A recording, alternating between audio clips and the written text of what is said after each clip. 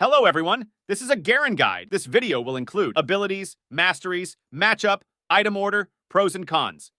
First, look at the pros. Incredibly easy to execute kit. His passive Perseverance allows for a lot of leniency in lane when you make mistakes. His ultimate ability, Damation Justice, is one of the most powerful execute tools in the game. And now, look at the cons. Extremely kiteable. Garen relies heavily on his Q, Decisive Strike, or Flash to gap close. No utility. If you can't out-tank or kill your opponents, then you might feel pretty useless, which is why it's important to get a lead in laning phase. Easily countered. A lot of Garen's current counters, such as Kale, Camille, and Darius, are all popular meta picks that can leave Garen vulnerable if you first pick him in a game. Now let's take a look at the Garen Mastery page together. Here, you can make adjustments according to your own playstyle. I usually end up going for Phase Rush in most of my games. Phase Rush is currently the most consistent rune choice for Garen, and when you have Stride Breaker, you can easily proc it, allowing you to chase or escape in a variety of situations. Because Phase Rush is so versatile in its usage compared to Conqueror, I have been preferring the latter. I like running Nimbus Cloak as it provides me with even more movement speed when I use my summoner spells, allowing me to chase or run even more effectively. Transcendence is one of the best runes in this tree for Garen.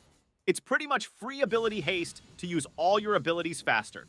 And since Garen is gated only by cooldowns for his abilities, it's very valuable. For the final rune in this tree, I always take Gathering Storm as it is better than Scorch and Water Walking in most scenarios. Garen can't apply Scorch frequently in lane since he is a melee champion, so it loses a lot of value. If you are playing top lane Garen, you aren't going to be in the river too much either to make use of Water Walking. Depending on the opponent's situation and the game's composition, you can make these selections.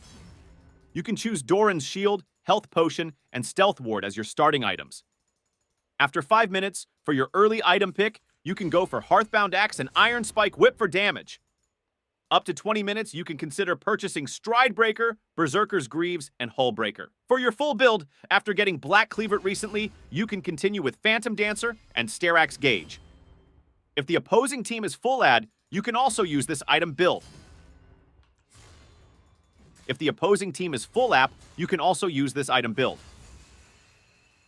If the opposing team is tank, you can also use this item build. If you want to make the game more enjoyable, you can use this item build. This is a passive ability. Garen regenerates 1.5, 10.1% max health every 5 seconds if he has not been damaged or hit with enemy abilities in the last 8 seconds.